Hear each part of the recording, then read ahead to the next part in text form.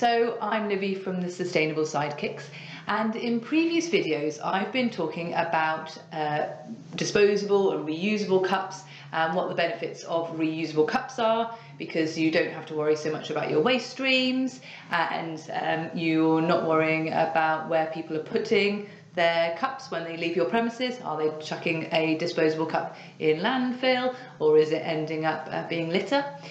So I have been advocating reusable cups, but obviously there are some things to consider in terms of running a reusable cup scheme. And should you go completely to reusable cups, how do you incentivize people to use them? Is it a discount or is it a levy? So in this video I'm going to talk about all of those things, and hopefully it'll make it a bit clearer for you. Taxes versus discounts. Surprisingly enough, the human brain is actually wired to prefer avoiding a tax rather than getting a discount. And this is because of a principle called loss aversion. So we do anything we can to avoid a loss versus a similar gain. So we just hate feeling bad, and losing thing is like feeling bad. We'll do anything to avoid feeling bad. Research was actually carried out by Cardiff University following the plastic bag tax to see what would happen with coffee cups, and they did numerous different sites, some where there was discounts, some where there was taxes, and they found that more people there was a greater increase in a behaviour change when there was a 25p levy, which is now being called the latte levy. So an example of somewhere that's adopted a levy is Winchester University, and they went from using 200,000 disposable cups in the academic year 2015-16 to then saving 55,000 from the November 2016 when they actually introduced the scheme.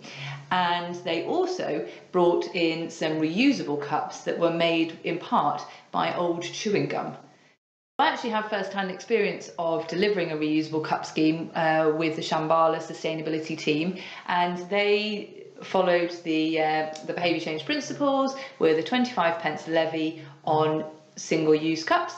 They introduced a small quantity of reusable cups that were branded with the Shambhala logo on them, and they encouraged people to bring their own. So there's a lot of messaging in advance about bringing your own reusable cup, and then on site those 25p that the traders were collecting were then used to get the disposable cups that had been used on site recycled properly, because it's quite an expensive process. Going completely reusable.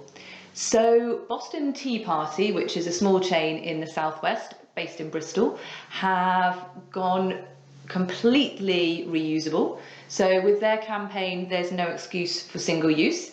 They are only selling coffees in reusable cups or teas, hot drinks, and what they're offering for those people who don't have a reusable cup is that they can borrow a reusable cup, hire it as it were. So they pay the full price of the reusable coffee cup, which is £6 or £7, and then once they're done with it, they can bring it back and get a full refund. So in theory, you could just keep doing that. You'd never have to wash it, you just get a fresh cup every time. Citywide cup schemes. So there are cities that are adopting these. So Freiburg has had the Freiburg Cup for at least a year, and Wellington in New Zealand is starting one called Again and Again, which I think begins in the new year, so January 2019. And the principle of this is that multiple organisations are involved, everyone has the same cup, and you drink your coffee in one place, you're on the go, and then you just drop it off at somewhere else where it gets washed and that cup gets being reused.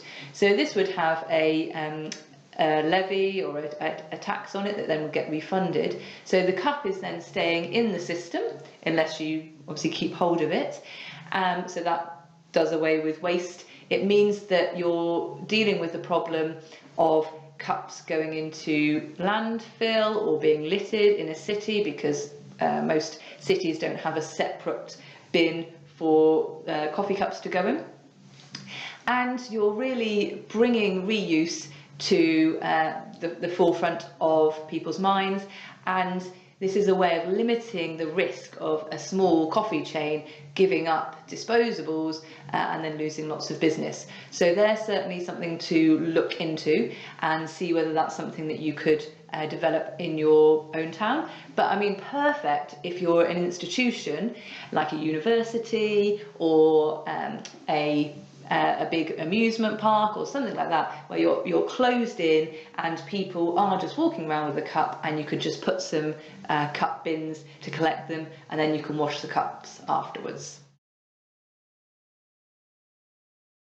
So another place which has completely removed disposable coffee cups is Waitrose.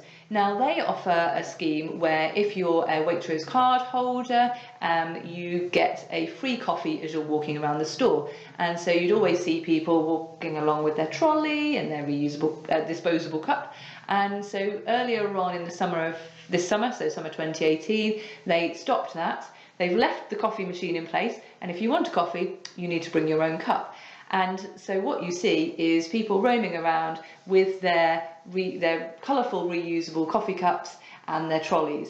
And it's really a great example of social practice theory, which I will be talking about in another video, in that if you change the materials that are available to people, you will change the behaviours and the meanings. And that's a perfect example, because suddenly people, if they still want to have a coffee, they need to bring their reusable cup. So you can really, push people down an avenue by changing those materials that are available to them. So in conclusion to reusable coffee cup inspiration, if you really want to get people to adopt a reusable cup, then you need to go with a levy of at least 20 to 30 pence.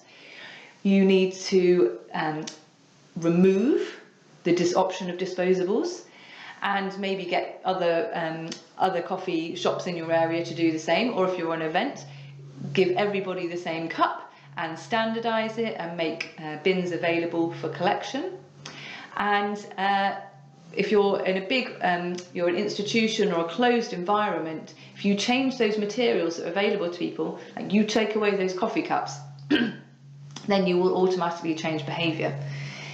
On the flip side of that, you might end up having people going outside of your university or your institution to go and get one in a disposable cup if there's a coffee shop or something close by. But if you really have the monopoly over an area, then you really have power to really change and affect behaviour. And if you get people carrying those coffee cups, then where else are they going to be taking them? I know for sure that I take my Shambhala cup out with me, and I'm sure those people at Waitrose carrying their reusable cups will be using them when they go to other coffee shops, because they'll automatically have them on them. So next up, we're going to be looking at social practice theory and just understanding a bit more about behaviour change principles and how they can help you to understand why people do what they do and how you can have some interventions to change things.